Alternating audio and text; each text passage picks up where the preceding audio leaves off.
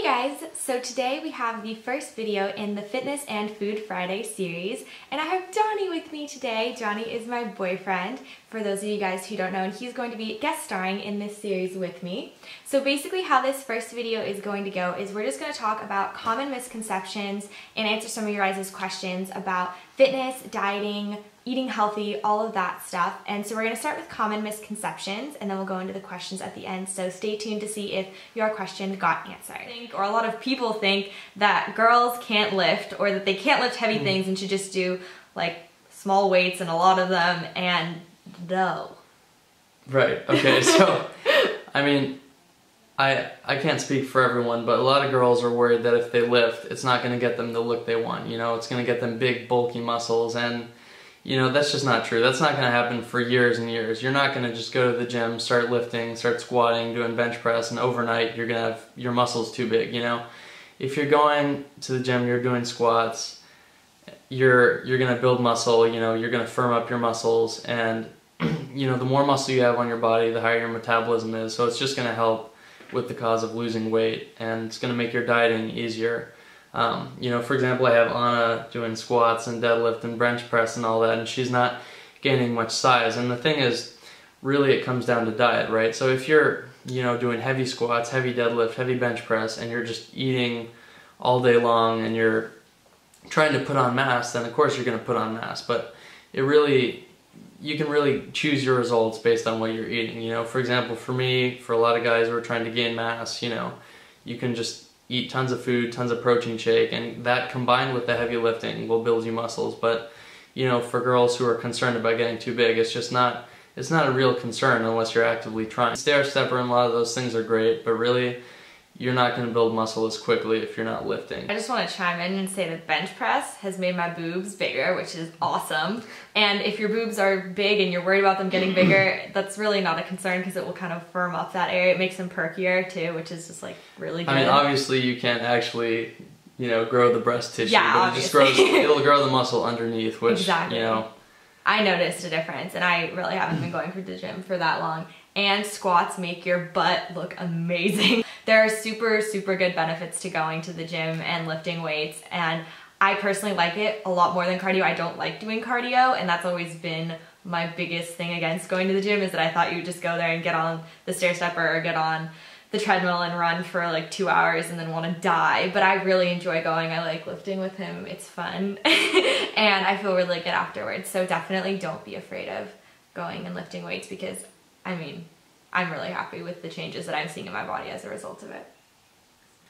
The second misconception is that eating gluten-free or trying other fad diets is necessary to lose weight. In terms of losing weight and dieting, the most important thing is just that you intake less calories than you burn. And so the calories that you intake obviously are just going to be from your food, and the calories that you burn are just going to be from your base metabolic rate, which is based on your height and weight. It's actually based on your lean body mass, so you can look that up online if you know what that is. Or we'll have a calculator linked below for we'll your convenience. And then it's just that added to whatever cardio you might do or any activity that you do that might burn calories.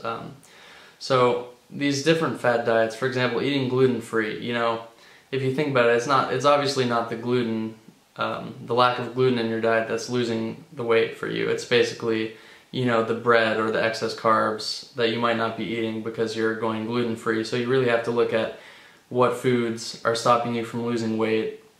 A lot of times it's excess carbs, and you know, when you eat your carbs during the day. For example, if you're eating a lot of carbs, you want to be looking at eating them, you know, before your workout, because carbs are the most important macromolecule for getting you energy, right? And so if you have that before the gym, that's going to help you perform with your lifting or with your cardio workout.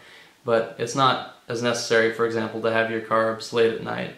So when you're looking at these diets, like, you know, the juice diets, the gluten-free, you want to look at the macromolecule breakdown and be seeing that, for example, when you're on a juice diet, you're not losing weight because, you know, you're cleansing yourself of all these bad things, or necessarily from the benefit that the juice gives you, so much as the lack of the bad foods that you previously had in your diet. So fad diets can be good in that they cut the bad things out of your diet, but you have to recognize that you don't have to follow on one of those fad diets, and you really just need to look at what in your diet can be cut out and what's not necessary for you. So a lot of them are kind of excessive in that they make you cut out too many things, or like with the juice diet, solely drinking juice is not necessarily going to be the most effective, but looking at what things in there are really causing you to be gaining weight or not able to lose weight, and just cutting those out instead is more effective. First misconception is that eating salad is the best way to lose weight. Salad is really good for you if you have a problem with overeating, for example, but it's important also to look at like the nutritional value of lettuce and other things like that you put in salad. So if you look at it, your salad's maybe going to be a cup or 2 cups. It's going to get you, not even 50 calories in there. It's going to get you your fiber. It's going to get you some vitamin A, some vitamin C. But at the end of the day, if you're eating salad all day long, it's going to slow down your metabolism, because if you're only eating, 50 calories a meal with salad, then your body's not going to work too hard to digest that, and your metabolism's going to slow down. So it's important to look at eating other things like protein to be losing weight, because your body actually has to work to digest that, and there's a lot more nutrients in that. If you have, say, 4 ounces of chicken breast, that's only going to be 140 calories. It's going to get you your 30 grams of protein, and you're really going to be putting good things into your body while losing weight at the same time, and you don't have to worry about your metabolism slowing down. Misconception is that you need to do cardio to lose weight. So this kind of goes along with the calories in versus calories out. So basically that's what it comes down to in the end. So if you can limit your diet, not necessarily in terms of eating very little, but in terms of eating good sources, like I was talking earlier, if you eat lots of protein, lots of healthy foods, complex carbs, chances are you're going to be able to eat a sufficient portion for every meal and still be low on your calorie count. Whereas, if you're going for fatty foods, you're going to get your calorie count really quickly. So in that sense, you don't have to kill yourself with a heavy cardio workout in order to lose weight. It's just, you only need to do the cardio up to the point that brings the calories that you're expending, above the calories that you're taking in. So for example, last summer I was trying to lose a lot of weight, and I lost about 20 pounds in the span of a few months, and I might have done 3 or 4 cardio workouts. Mostly I was just lifting and really watching what I was eating lots of chicken breast, lots of, healthy foods like that. Turkey. It just goes to show that, you don't have to work incredibly hard for cardio to lose weight. It really is, 80 or 90% diet, 10% working out. Another misconception is that you can tone yourself. Donnie has a problem with this word. Right. So, the idea of toning has really been popularized, and just, get fit quick ads and stuff like that. People always talk about toning. Really, you can't selectively target a body part and just lose fat only on that. So really what toning is just lowering your body fat percentage, right? If you have muscles in your chest or your abs or wherever, right, the less body fat you have, the more that muscle is going to show, the more it's going to look defined. It's not really that you're, shedding fat on that portion or really doing something to that muscle to make it look more toned, right? So really the best way, to get toned is to build muscle around your body, to build muscle in the specific body parts and then shed body fat. And then the other thing is, if you build muscle on a body part, right, you're going to have more mass there, so the fat that you do have is going to be more spread out, and you will look more toned, as people call it. Really, it's just lack of body fat. So when people talk about toning workouts, right, like you might be doing really high reps, the thing is you're not really toning the body part. It's just these high reps are essentially a cardio workout, which might be burning some fat for you. And so, if you're burning fat, your body fat percentage is going down, you might look more toned, but you have to think about what is really toning, and it's really just losing body fat percentage. All right, now on to the questions portion. So I picked out some of the questions that you guys asked that I thought were most prevalent. So we will just get into it.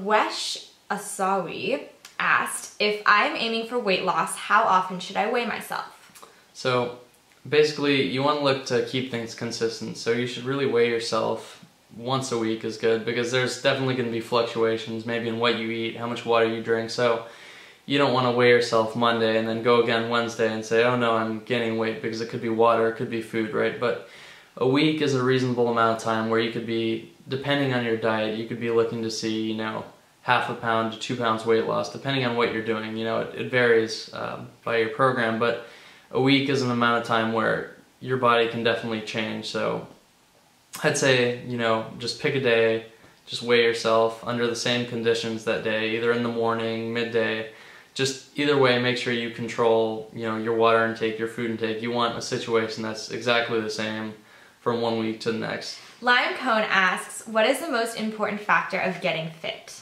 So I'd say it's definitely diet. I mean, like I said, cardio helps you, lifting helps you, but the thing is, I've seen it in myself. You know, I go to the gym 6 days a week, lift as heavy as I can every day, but you know, really the changes you see are going to be based on diet. You know, if I'm going to the gym lifting really heavy and I'm slacking on my diet and I'm not eating enough, then I'm not going to get as big as I want to. You know, if I'm trying to cut down, lose some fat, and I'm eating more than I should be, not, you know, eating too much fats, not eating as much protein as I should be, then I'm not going to see as good results.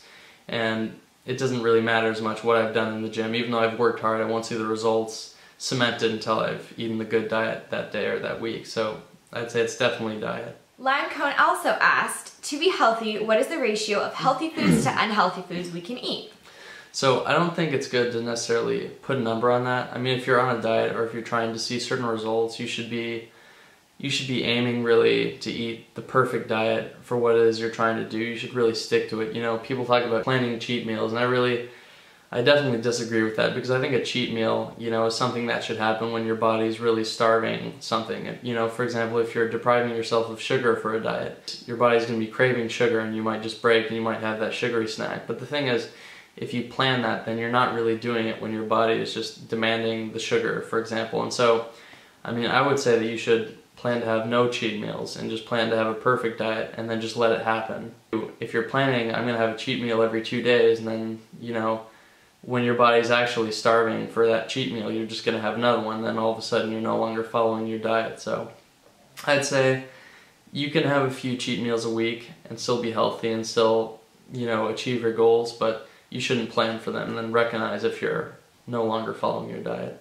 Elise Ong asked, how do you stay motivated to exercise, and how often should we exercise a week? So I think in terms of staying motivated, it's really good to have like an exercise partner. And my exercise, you know, it really helps to see your progress and see your results together. I mean, other than that, I think for me at least, just visual results and just strength gains are really important for me, and that helps me stay motivated. That's another good thing about lifting, you know, is if you can see yourself adding that 2.5, 5 pounds a week to the bar, you're going to be really motivated, and you're going to want to keep going, keep upping that weight. So I think, you know, exercise partners are important, and also just, you know, seeing your results are enough for a lot of people. Definitely.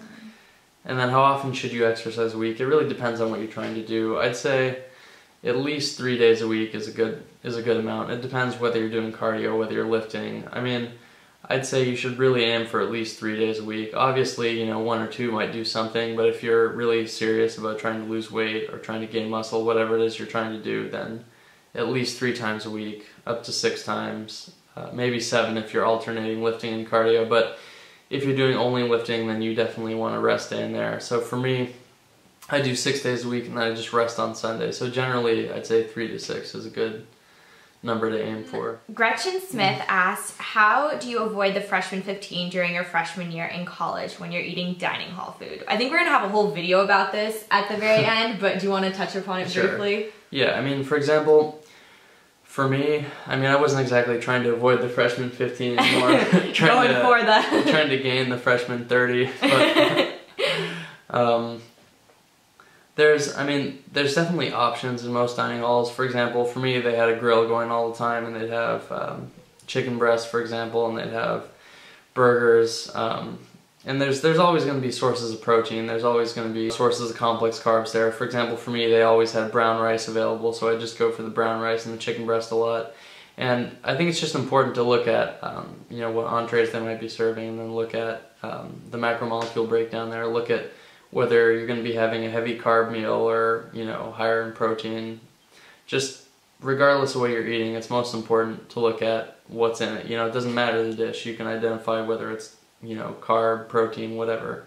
And it's just important to keep it in check with your diet. And there's definitely options, like I said. They might not be the most appetizing, you know, if they have hot dogs or macaroni and cheese or whatever, chances are they're going to have some complex carbs and some protein. Yeah, so we're gonna do a whole video talking about that when we get closer to starting back up with school in the fall. And we'll also have videos where we talk much more in depth about eating healthy and things like that. Next week, we're gonna be starting up with our food portion of this. I thought that since this incorporated food and fitness, we would just do one video this week. But next week, we're gonna have 2 really good healthy dinner options for you guys, which are things that Donnie eats a lot when he's trying to lose weight, or even just when he's bulking, because they're really good for you, and they're really easy to make, so that's what he taught me to make in the beginning when he was getting me into doing this. And so we're gonna have those, so look out for those next week, as well as our first fitness routine. So if you wanna leave in the comments what sort of body parts you would like to have it target. Do you want it upper body? Do you want it lower body? Do you want abs? We will go ahead and get that up for you. So I hope you guys enjoyed, and we will talk to you all later. Bye guys. Wave.